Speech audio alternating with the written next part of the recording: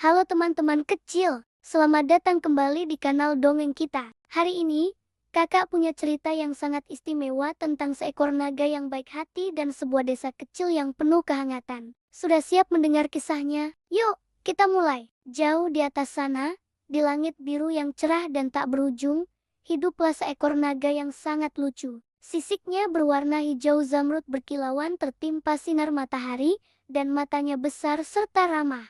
Tidak seperti naga-naga dalam cerita seram, naga ini sangat bersahabat. Namanya Phaelan. Phaelan suka sekali terbang tinggi, meliuk-liuk di antara gumpalan awan putih yang empuk seperti kapas raksasa. Angin berdesir lembut di sayapnya yang megah, memberinya perasaan bebas dan bahagia. Suatu pagi yang cerah, saat Phaelan sedang asyik menari di udara, matanya yang tajam menangkap pemandangan indah di bawah sana. Sebuah desa kecil yang damai terletak di lembah hijau yang subur. Rumah-rumah mungil dengan atap jerami tampak berjejer rapi, dikelilingi oleh ladang gandum yang keemasan dan sungai jernih yang berkelok-kelok. Asap tipis mengepul dari cerobong asap, menandakan penduduk desa sedang memulai hari mereka dengan penuh semangat. Hati Phaelan ketika dipenuhi rasa ingin tahu. Wah, desa itu terlihat sangat damai dan menyenangkan. Pasti seru sekali kalau aku bisa punya teman di sana, gumamnya pada diri sendiri. Dengan hati yang berdebar-debar penuh harap, Phaelan mulai menurunkan ketinggiannya. Ia mengepakkan sayapnya dengan perlahan dan anggun, berusaha untuk tidak menimbulkan suara yang menakutkan. Semakin dekat ia terbang, semakin jelas ia bisa melihat kegiatan para penduduk desa. Ada anak-anak yang sedang bermain kejar-kejaran di alun-alun, para ibu yang sedang mencuci di tepi sungai, dan para ayah yang berangkat ke ladang dengan cangkul di pundak. Semua terlihat begitu rukun dan bahagia. Namun, kegembiraan Phaelan tidak berlangsung lama. Begitu bayangannya yang besar menutupi desa, seorang warga yang sedang menjemur pakaian mendongak ke langit. Matanya terbelalak kaget, dan ia pun berteriak sekeras-kerasnya, "Naga, ada naga datang! Selamatkan diri kalian!" Teriakan itu bagaikan lonceng bahaya. Dalam sekejap, suasana damai di desa berubah menjadi kepanikan total. Anak-anak yang tadinya tertawa riang kini menangis ketakutan sambil berlari mencari ibu mereka. Para orang dewasa berhamburan masuk ke dalam rumah, membanting pintu dan jendela dengan keras. Alun-alun yang tadinya ramai kini menjadi kosong melompong. Hanya tersisa suara tangisan dan pintu-pintu yang ditutup rapat. Phaelan mendarat dengan lembut di tepi desa, di sebuah padang rumput yang luas. Ia melihat semua kekacauan itu dengan hati yang hancur. Wajahnya yang tadi ceria kini berubah muram. Ia menundukkan kepalanya yang besar, matanya yang ramah kini dipenuhi kesedihan. Ia sama sekali tidak bermaksud menakut-nakuti mereka. Yang ia inginkan hanyalah menyapa dan mungkin berteman. "Kenapa mereka semua lari? Aku kan tidak jahat," bisiknya lirih. Suaranya terdengar serak karena menahan tangis. Di tengah keheningan yang mencekam itu, sebuah pintu rumah perlahan berderi terbuka. Dari baliknya, muncul seorang gadis muda pemberani berambut hitam panjang yang terurai indah.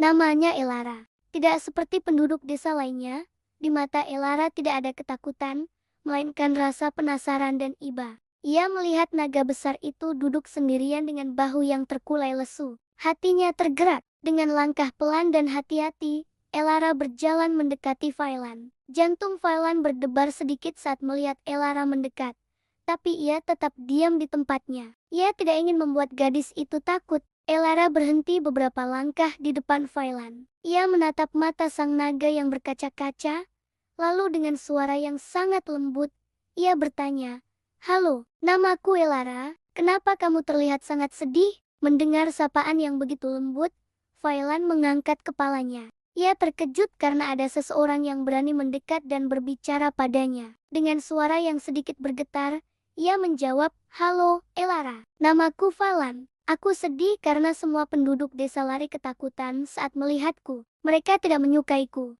Padahal, aku hanya ingin berteman dengan kalian." Setetes air mata besar jatuh dari mata Phaelan dan membasahi rumput di bawahnya. Elara tersenyum penuh simpati. "Aku tidak takut padamu, Phaelan. Kamu terlihat sangat baik." Melihat keberanian Elara dan mendengar percakapan mereka, beberapa penduduk desa mulai mengintip dari balik jendela. Rasa penasaran mereka mengalahkan rasa takut.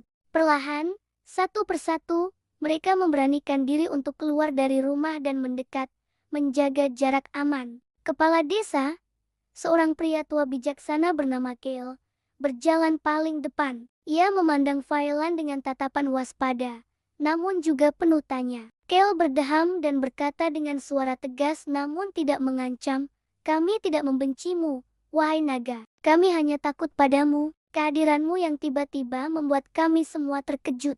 Violan menoleh ke arah kepala desa. Ia berusaha membuat suaranya terdengar seramah mungkin. "Tapi kenapa kalian harus takut? Aku tidak akan pernah menyakiti kalian. Aku datang dengan niat baik." Kepala desa menghela napas. Ia menunjuk ke arah Violan dengan dagunya. "Kami telah mendengar banyak cerita turun-temurun. Cerita tentang naga yang perkasa, dan cerita tentang naga yang memakan daging. Kami takut kamu datang untuk memakan kami atau ternak kami." Suasana kembali tegang. Para penduduk desa saling berpandangan cemas. Mendengar itu, Violan tidak bisa menahan tawa kecil. Tawanya terdengar seperti gemuruh rendah yang lembut, bukan tawa yang mengancam. Ia kemudian tersenyum lebar, memperlihatkan deretan giginya yang besar namun tidak terlihat menakutkan. "Oh, jadi itu yang kalian khawatirkan," katanya ceria. "Memang benar.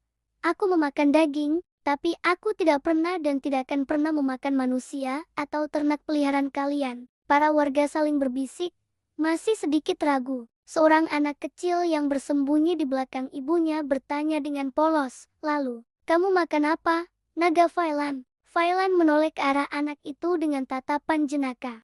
"Pertanyaan bagus, anak pemberani. Makanan kesukaanku adalah ikan-ikan besar yang ada di danau di puncak gunung sana. Rasanya lezat sekali. Aku tidak suka rasa daging kambing atau sapi, terlalu alot buatku," jelasnya sambil mengedipkan sebelah matanya. Penjelasan Violan yang jujur dan lucu itu berhasil mencairkan suasana. Ketegangan di wajah para penduduk desa perlahan sirna, digantikan oleh senyum lega. Mereka akhirnya mengerti bahwa ketakutan mereka selama ini hanya berasal dari kesalahpahaman. Mereka telah menilai Violan hanya dari penampilannya yang besar dan cerita-cerita lama yang belum tentu benar.